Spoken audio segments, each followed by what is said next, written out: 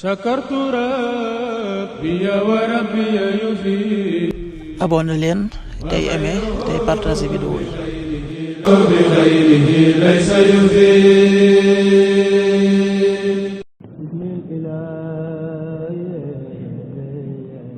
asalaamaaleykum mbokk yi tey la alxames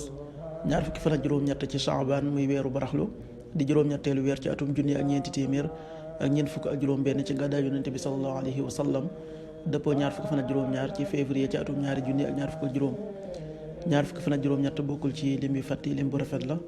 kon tey ci alxames ji rafet na li ñu ci gën a taamu mooy ku ca daloo alxames ju nekk sunna la ci ku ko man mu woor ko ñaar fukki fan ak juróom-ñett ci weer wu nekk dees ca yeggale ab sëy dees ca tukki.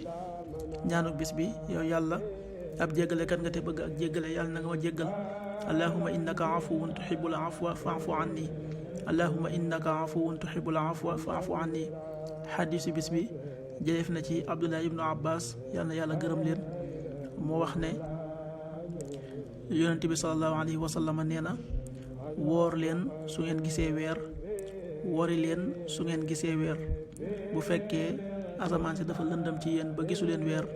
ngeen mottali fan weer. xaddis bi an-Nisaa yi nettali na ko an Abdillah ibni Abbas radiallahu anhuma qaala rasulullahi sallallahu alayhi wa sallam suumoo li ru'yatihi wa aftiroo li ru'yatihi fa in gumma alaykum fa akmilu al-iddata 30 rawahu an-Nisaa.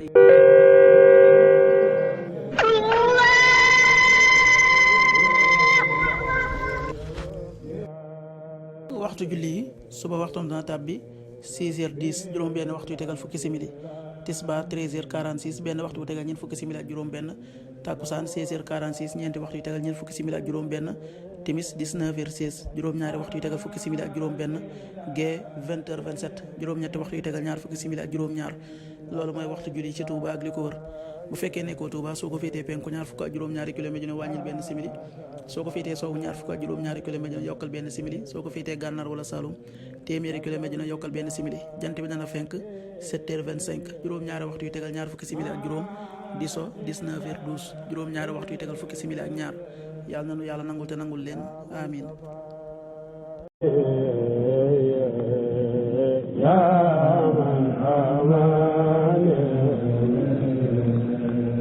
sakartu rabbi wa rabbi yufi. abonné leen tey aimé tey partagé vidéo yi.